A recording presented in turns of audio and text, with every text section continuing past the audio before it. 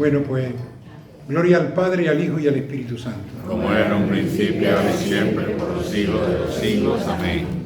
Bien, en ese camino de revelación de Dios a los hombres, que es la historia de la salvación, esa historia que hay que marcarla en la positividad de una creación que nace de la mano de Dios y es buena, y dejando muy claro que la Biblia lo que quiere responder, y toda la historia de la salvación, no es a la pregunta de la existencia de Dios, que nadie se la cuestionaba en el momento en que los libros sagrados se ofrecen, igual que porque es un tema muy contemporáneo, el tema, digamos, de la negación del ateísmo.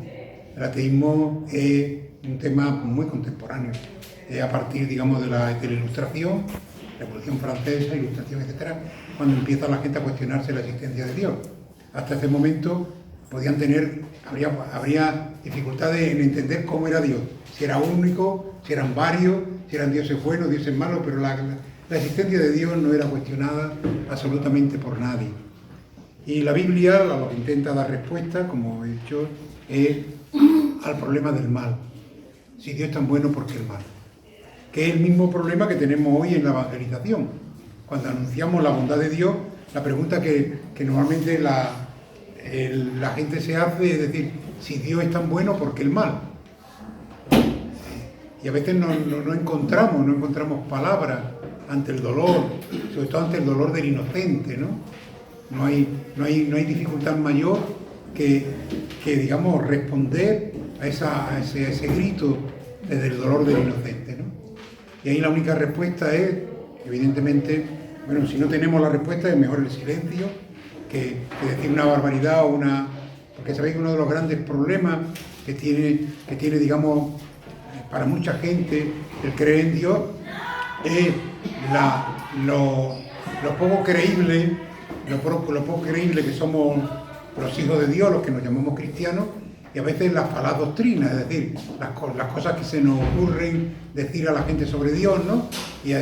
Y os comentaba yo que a Dios le hemos hecho como una especie de arbolito de Navidad, donde colgamos todo lo que se nos ocurre, todo lo a lo que no sabemos dar respuesta, se lo colocamos a Dios, ¿no? Y podemos llegar al caso que yo os ponía, digamos, ese caso que es un poco imaginativo, ¿no? Es decir, esa idea de que Dios una mañana se levanta, ¿no? Y a uno le regala la Bonoloto, ¿no? Y a otro un cáncer de páncreas, ¿no? Pues no es serio que ese Dios en el que nosotros creemos sea ese Dios que mucha gente tiene en la cabeza, ¿no? Que si me va bien, Dios es genial, pero si me va mal, Dios es un desastre. Es decir, de alguna manera mi fe puesta, digamos, en lo bien o mal que me vaya en la vida, y como causante de mis bienes Dios, como causante de mis males también Dios, y todo tiene comienzo y termina en Dios, cosa que no es así. La bondad de Dios es a lo que atestigua la Biblia, a lo que quiere dar respuesta, y evidentemente la Biblia no niega el mal, pero el mal es histórico. El pecado comienza en un momento concreto de la historia, no nacen pecado y gracia en el mismo nivel. La gracia de Dios que crea es infinita, es eterna, mientras que el mal es histórico.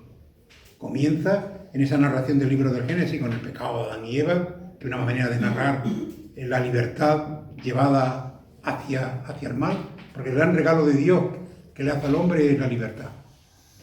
Y la libertad para el bien. Solo que esa libertad también se puede usar para el mal.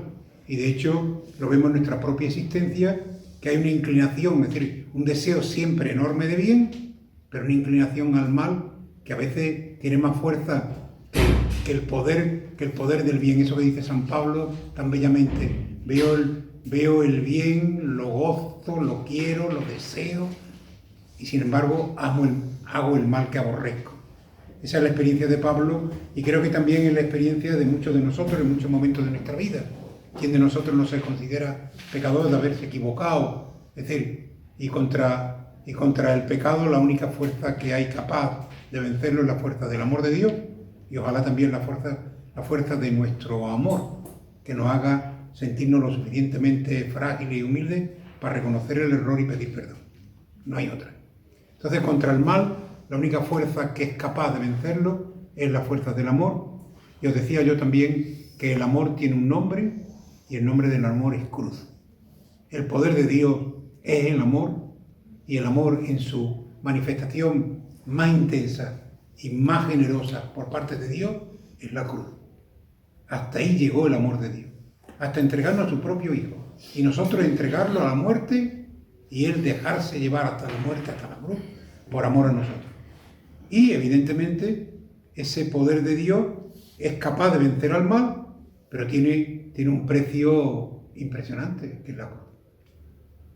Y ya nos está diciendo por dónde va en nuestra vida, por dónde va en nuestra vida el que venzamos el poder del mal.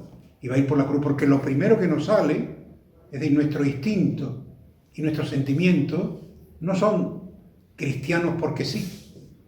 Ahí hay una tarea de evangelización. Evangelizar los instintos y evangelizar los sentidos es la gran tarea de la iniciación cristiana. Una iniciación cristiana que en la mayoría de los casos es deficiente, porque la recibimos muy de pequeñito y la dejamos ahí como si ya estuviera todo resuelto. Mientras que iniciarse cristianamente es una tarea de toda la vida, ¿no? Decía San Juan Pablo II en la Catequesis Tradende que el catecumenado, la catequesis, como formación, como experiencia, el cristiano es sujeto de esa catequesis toda su vida, desde el umbral de la infancia hasta el umbral de la vida eterna. Somos sujetos de evangelización. No es que nosotros ya estemos evangelizados, entonces vamos a evangelizar a los demás, sino que nosotros continuamente y constantemente tenemos que ser evangelizados. Y el evangelio hay que meterlo a veces a martillazo en nuestros instintos y nuestros sentidos, porque nuestros instintos no son evangélicos. A mí lo que me sale cuando alguien me pisa el pie es devolverle otro pisotón. A mí lo que me sale cuando alguien me hace mal es devolverle el mal. Y por eso, digamos, si dais cuenta, cuando Jesús predica el evangelio, es decir, cuando habla de cosas geniales, la gente aplaude. Pero hay momentos en que la gente se escandaliza. ¿Y sabéis cuándo se escandaliza la gente? Cuando Jesús dice que hay que perdonar al enemigo, que hay que perdonar al que te debe, que te arregles con el que te ha hecho daño por el camino y no vayas a juicio, etc. Todas esas cosas que dices, pero bueno, que está querido el Señor, que yo soy tonto, pero ¿qué me pide a mí el Señor? ¿Esto cómo es? ¿Por qué? Porque supone un cambio total de mentalidad y un cambio de sentimientos. Es evangelizar los sentimientos. Y por eso, evidentemente, esa es la respuesta que da al hecho del mal. El mal existe, es histórico, es vencible, pero el mal solo es vencible por la fuerza del amor, y el amor, en su sentido más verdadero, es la cruz. Porque se trata de achicar mi yo, en algunos momentos de anular mi yo, en favor, digamos, del otro, con mayúscula que es Dios, y del otro con minúscula que son mis hermanos, mi gente. Bien, pues en ese camino de revelación de Dios hemos visto como tres grandes momentos en el Viejo Testamento, las tres grandes alianzas, una vez que se ha dado el hecho del pecado, pero que el pecado no nos oculte, que la historia de la salvación empieza en positivo, porque Dios es positividad, porque Dios es bondad, porque Dios es amor, y de Dios no puede venir nada que no sea amor, que no sea bondad, que no sea, digamos, ternura, que no sean todos esos atributos que le hemos dado a Dios a lo largo de la historia, porque ¿cómo hablar de aquel que es inefable? ¿Cómo hablar del inefable? ¿Cómo hablar de aquel cómo hablar nosotros, personas mortales, del que es eterno? ¿Cómo hablar del otro con mayúscula, del que lo único que sabemos positivamente es lo que Él nos ha querido revelar, y la gran revelación que, como sabéis, es Jesucristo, que es el Hijo de Dios hecho hombre, para decirnos con palabras humanas que pudiéramos nosotros entender cuánto y cómo Dios nos quiere. Bueno, pues tras el pecado, que es un momento en la historia de la salvación delicadillo y complicado, Dios no nos deja tirados. Y Dios empieza a entrar en diálogo con el hombre, pero desde una distancia infinita. La distancia de un hombre que se ha apartado totalmente, que ha roto la alianza con Dios, y un Dios que quiere recuperar y de alguna manera resanar, pero la distancia es insalvable. ¿Quién va a salvar la distancia? Pues al final la distancia la va a salvar el mismo Dios. ¿Y cómo la va a salvar? Pues Dios haciéndose hombre. Porque no hay otra manera de que...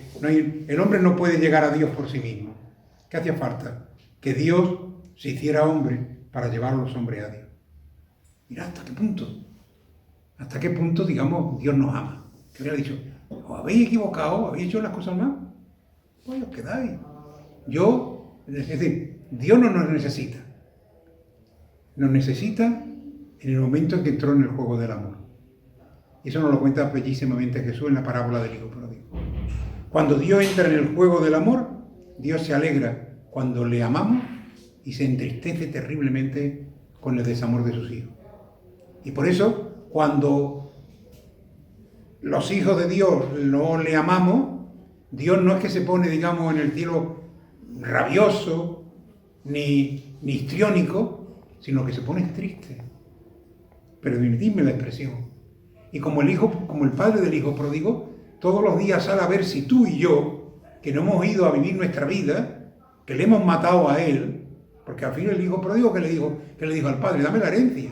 Pero bueno, como te voy a dar la herencia si estoy vivo. No, tú me das la herencia, dame lo mío. Hombre, lo mató al padre. Y cogió la herencia y se fue. Y la dilapidó.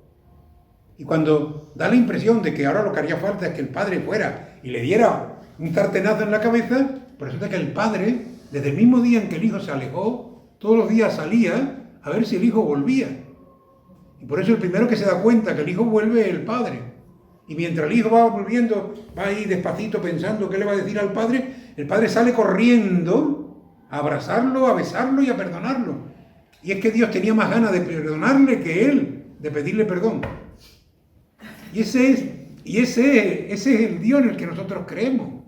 Y ahora resulta que viene un señor y dice que se le ha aparecido Dios y le ha dicho que nos va a mandar no sé cuántas maldades y calamidades. Pero bueno, ¿quién es ese Dios? ¿Quién es ese Dios? Si el Dios en el que nosotros creemos es el Dios que no lo digo yo, que lo dice Jesús en el capítulo 15 del Evangelio de Lucas, en las parábolas de la misericordia.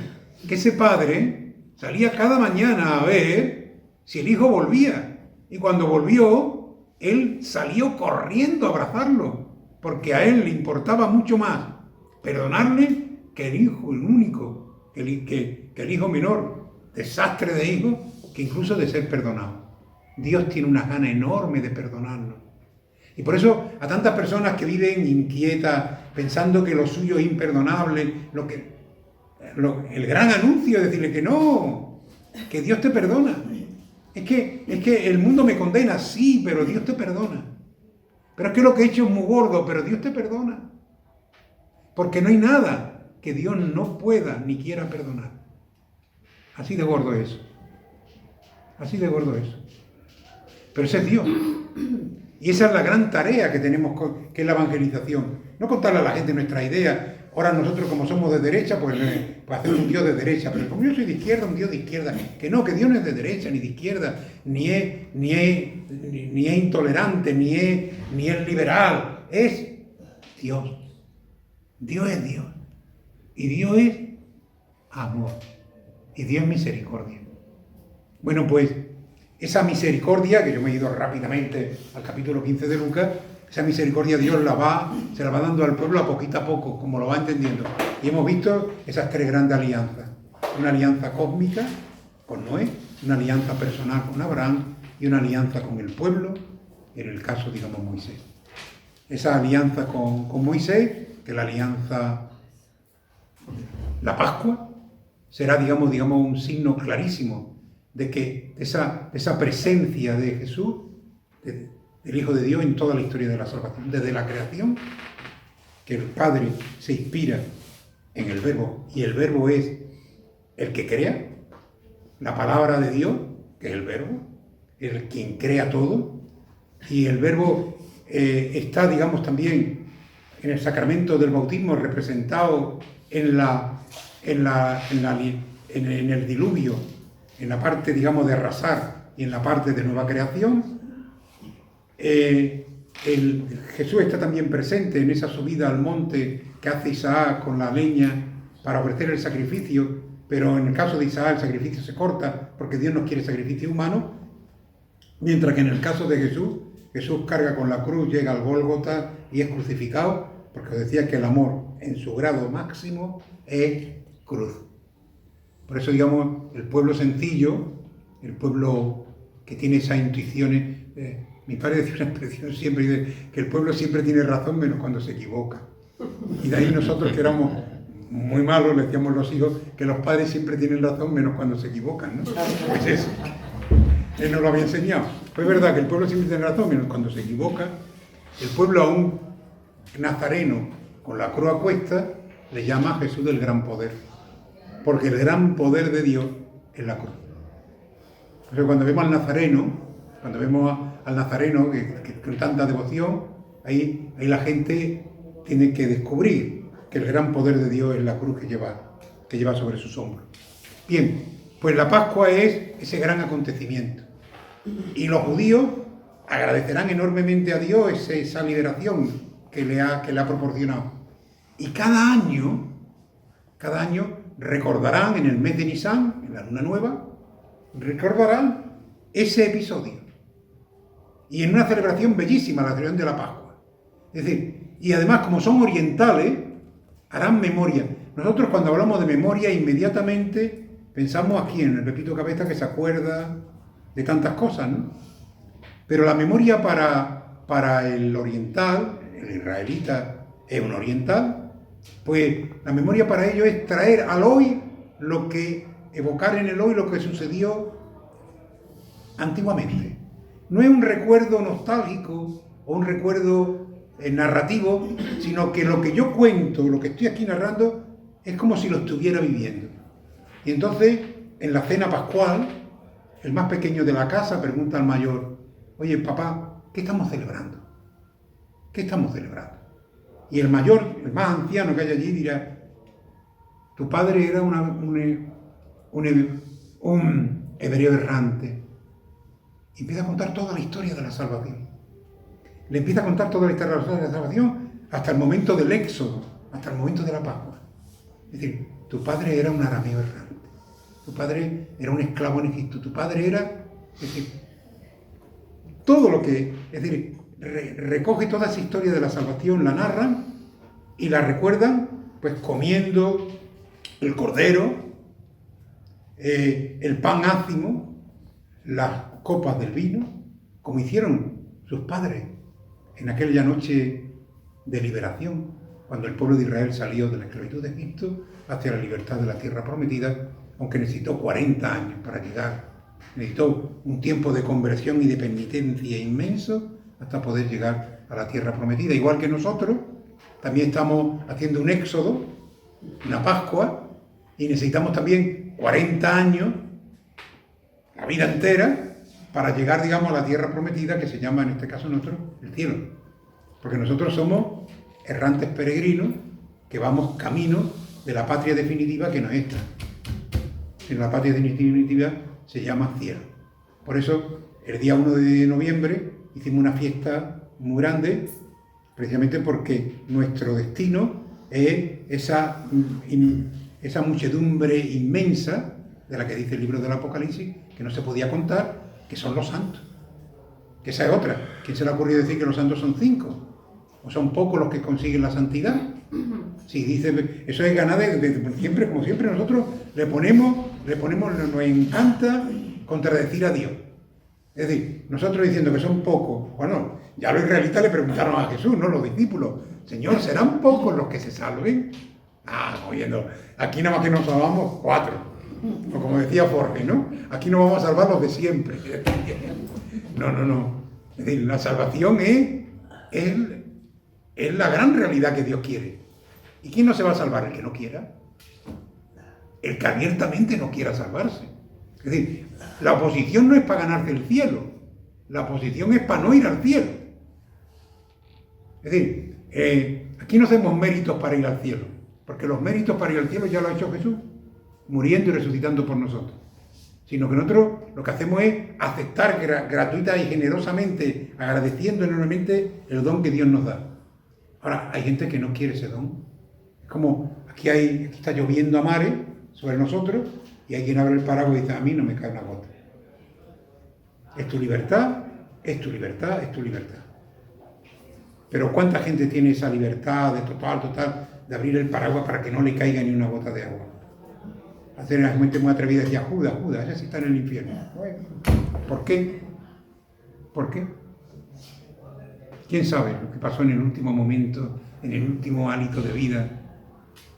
¿Y cuál fue la actitud de Dios con Judas? ¿Quién la sabe?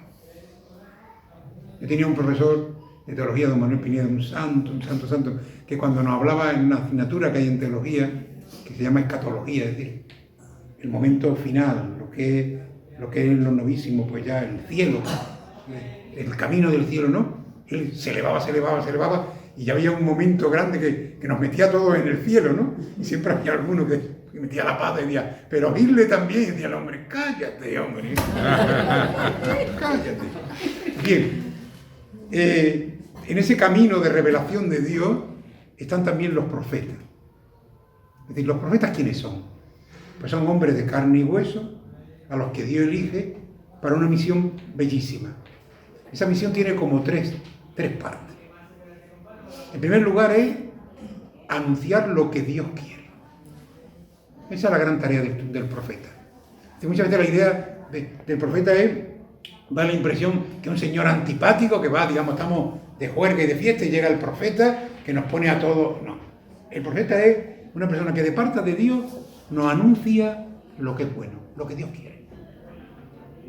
Denuncia lo que Dios no quiere.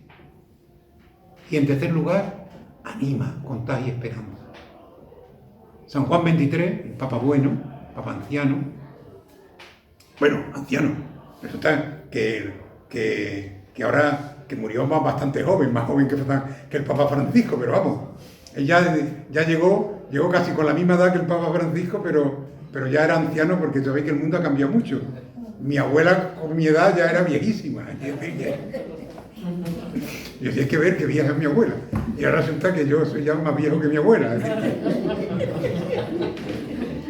Bueno, pues decía que el mundo necesita profetas, pero no profetas de calamidades, sino profetas de esperanza. Bonito. Profetas de esperanza. Porque curiosamente, el día de nuestro bautismo, todos nosotros fuimos consagrados con el Crisma Santo. Y en el momento en que éramos consagrados, el sacerdote, o el diácono, que nos bautizó, nos dijo, entra a formar parte de Jesucristo. Y eres como Él, sacerdote, profeta y rey. Esas tres cosas somos. Pero no por unas oposiciones, sino por un regalo que Dios nos ha hecho. Sacerdote es que podemos entrar en comunión con Dios sin ningún intermediario. Eso significa sacerdote.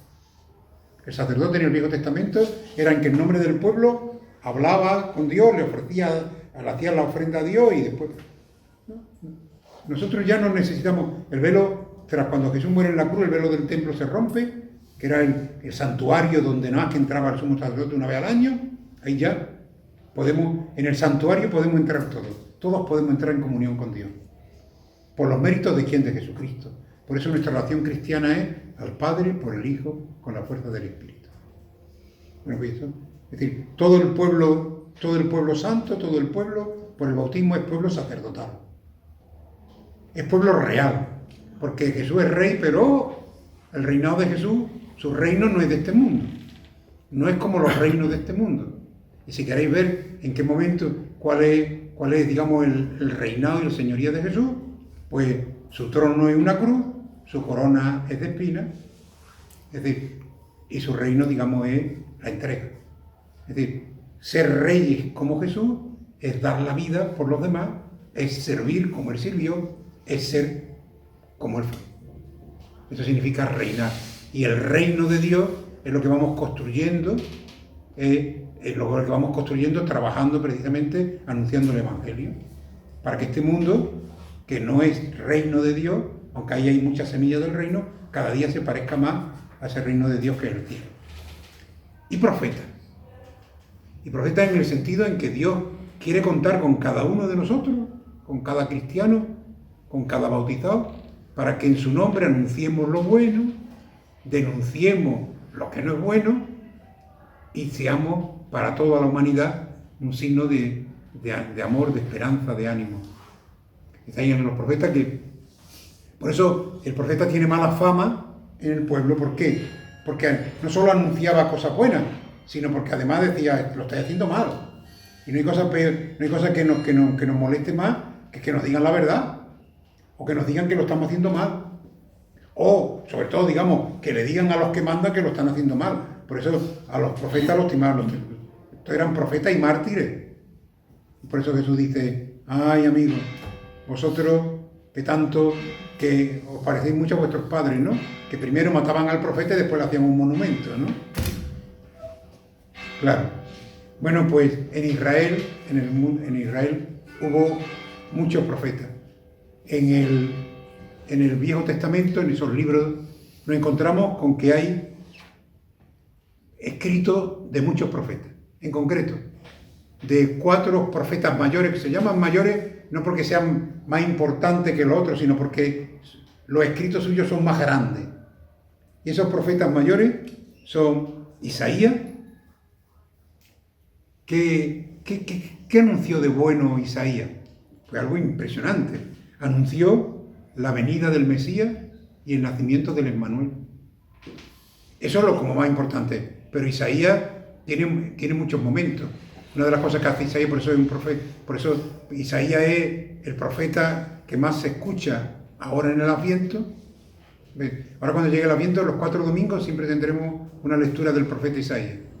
Porque él que anuncia al Mesías, anuncia al Emmanuel, y también, pero es el profeta que también nos habla de Jesucristo, el varón de dolores, ante quien se vuelve el rostro. Y por eso también en Cuaresma y especialmente en la Semana Santa, también volveremos a encontrarnos con el profeta Isaías. Después está Jeremías, que predicó en Jerusalén, y a él le tocó decir, oye, no, os vais exiliados a Babilonia porque no estáis haciendo nada de lo que Dios quiere. Os habéis creído que erais muy importantes porque sois el pueblo de Dios, pero van a venir los babilonios, os van a exiliar, porque Dios no es que quiera, es decir, a los babilonios también los quiere. ¿Quién nos ha dicho que vaya a ganar la guerra porque Dios estaba de vuestra parte? A Dios no se le usa. Otro gran profeta es Ezequiel. Ezequiel le tocó también, digamos, la vuelta del exilio, anunció la restauración de Israel, la vuelta, digamos, de Israel y la nueva alianza. Y Daniel, que es, digamos, otro profeta que tiene unas visiones apocalípticas preciosas y que representa la fidelidad de Dios en medio de la persecución. Bueno, estos son los 4 grandes profetas. A ellos les toca anunciar, denunciar y animar. Y cada uno de ellos lo hace. Unos, digamos, con unos temas más hermosos, otros con temas, lo que le esté tocando vivir al pueblo de Israel, ¿no? Y después están los que llamamos profetas menores, que son menores no porque sean menos importantes que los otros, son igual, uno y otro son elegidos por Dios, nadie quiere ser profeta. Cuando a Isaías le propone Dios que sea profeta, le dice, Señor, pero ¿cómo voy a hablar si mis labios son impuros? ¿Y sabéis lo que hizo Dios? Cogió un ángel con un tizón, ¡pum!, te purifico los labios, pa'lante. Es decir, cuando Dios quiere algo, a no ser que tú te opongas de todas, Él, digamos, te da la medicina para la enfermedad que tengas, ¿no? Si es que estás en actitud positiva. Si estás en actitud de paraguas, pues entonces nada, ¿no? Y después están los profetas menores, Oseas, estos son, si veis, estos 4, y ahora estos 12 tienen todo escrito en el Antiguo Testamento. Todo tiene su pequeño libro, ¿no? De esos 45 libros del Antiguo Testamento, pues ya sabéis, 4 de los profetas mayores y 12 de los menores, es decir, hay 16, que es casi un poco más de un tercio de los libros del Antiguo Testamento, son libros de profetas. Oseas es un profeta genial. Le tocó, digamos, un momento muy duro de la vida de Israel, en que Israel estaba muy lejos de Dios, muy lejos. Y entonces, Oseas cuenta una historia de una mujer que le pone los cuernos al marido, que es lo que hizo Israel con Dios. Y cuando todo el mundo piensa que el marido la va a despreciar, dice Oseas, no, me la llevaré al desierto. La mujer, me la llevaré al desierto y allí le hablaré al corazón. Está hablando de Israel. Me lo llevaré al desierto y allí le hablaré al corazón. O sea, es un profeta que tiene unas historias preciosas, muy bonitas. Esta, digamos, es para llorar, ¿no? de emoción, de gracia. Joel, Amós, Abdías, Jonás. La historia de Jonás también la conocéis, ¿verdad? Es aquel al que Dios le manda una tarea y dice, sí, sí, muy bien. Pero como no me gusta lo que me manda, tú me has dicho que yo vaya a Nínive, cogió el camino contrario, se fue por el contrario y armó un cisco porque se subió en un barco, el barco se hundía, la gente preguntó, claro, con esas ideas que tenían de que todo tenía algo que ver con Dios, quitaron toda la carga, pero nada y tal. Entonces Jonás dice, bueno, yo creo que soy la causa. Lo tiraron a él al agua en una ballena, ¿no? Una ballena lo tragó y al final, después de estar 3 días dentro de la ballena, lo escupió. Es decir, y ahí hay una figura de Jesús, ¿verdad? Porque también Jesús estuvo 3 días, no en el vientre de la ballena, sino en el vientre de la tierra, de la resurrección. Pero hay otra cosa muy graciosa, y es que ya por fin va a Nínive. Nínive era una ciudad, cuenta la Biblia, enorme, ¿no? Larguísima. Hacía falta no sé cuántos días para recorrerla. Y él va por ahí predicando, pensando que los ninivitas no se van a convertir. Y que entonces Dios los va a masacrar. Pero mira tú por dónde, que los ninivitas se convierten. Se convierten. ¿Y sabéis lo que pasa? Que Jonás, en vez de alegrarse, coge un cabreo. Monumental. Anda, que no se parece a nosotros, ¿eh? Hombre, yo ahora esto, ay, no tú por dónde. Ahora se han convertido y ahora yo que iba a vivir aquí viendo, os lo tenéis merecido, te lo merecen, ¿no? Pues no, mira cómo es Dios, ¿no? Miqueas, Nahum, Abú, Sofonías, Ageo, Zacarías y Malaquías. Y después hay otros profetas que no escriben nada, pero no porque no sean importantes. Por ejemplo, no escribió nada Elías, el profeta Elías, ¿no? Que el que subió en un carro de fuego al cielo, ¿no? Y dejó media capa, se la dejó, no como oímos San Martín de Tours, que se la dejó a un pobre, sino que le dejó la mitad de su capa, la mitad de su sabiduría, se la dejó a su discípulo, a Eliseo. Elías es ese otro gran profeta, ¿no? Que anuncia, digamos, al verdadero Dios. Porque había tantísimo, es decir, Israel era un pueblo politeísta, y nadie se acuesta por la noche politeísta y se levanta por la mañana ya monoteísta, convertido. Necesitó mucho esfuerzo, muchos profetas, necesitó muchos palos, hasta que Israel se mete en el carril. Y no se metió del todo, ¿no? Como nunca nos metemos, como que ver también lo que tiene que hacer Dios con nosotros para meternos en el carril, y nunca acabamos en el carril. Pues no, Elías tiene ese momento también, es perseguido por los reyes, es perseguido por el pueblo, es perseguido por los reyes. Hay momentos en que ya digamos, espera la muerte. Y sin embargo, digamos, Dios le pide que suba al monte Oreb, sube al monte, y allí él cuenta su experiencia, ¿no? Hubo una especie de terremoto, allí no estaba el Señor. Hubo después una tormenta terrible con un viento huracanado, allí no estaba Dios. Y se levantó una leve brisa y allí le habló el Señor. Es decir, no penséis que Dios os va a hablar en el terremoto ni en la tormenta. Dios es una leve brisa. Y allí en la leve brisa Dios le habló. Y cuando llega a lo alto del monte, Dios le pregunta a Elías, Elías, ¿qué te ha traído aquí? Y Elías le contesta, la pasión por mi Dios. Es decir, ojalá cuando nos preguntara Dios, oye, tú que estás aquí hoy, en el templo, en la iglesia, en la Eucaristía, ¿qué te ha traído hoy aquí? Pudiéramos contestarle nosotros, Señor, me trae la pasión por ti, la pasión por mi Dios. Pues Elías, Eliseo, Natán, que es el consejero del rey David, Samuel que es ese niño, ¿verdad?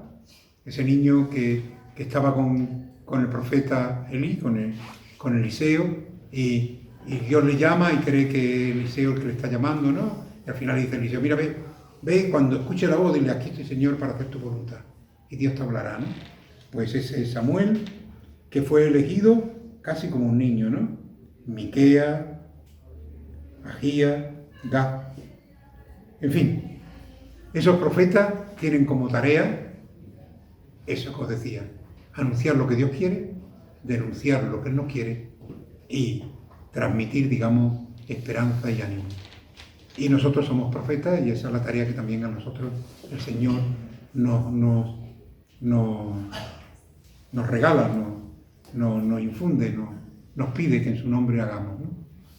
Pues amén, Jesús. El próximo día, como dicen los niños, más y mejor no, pero más seguro. Muy bien.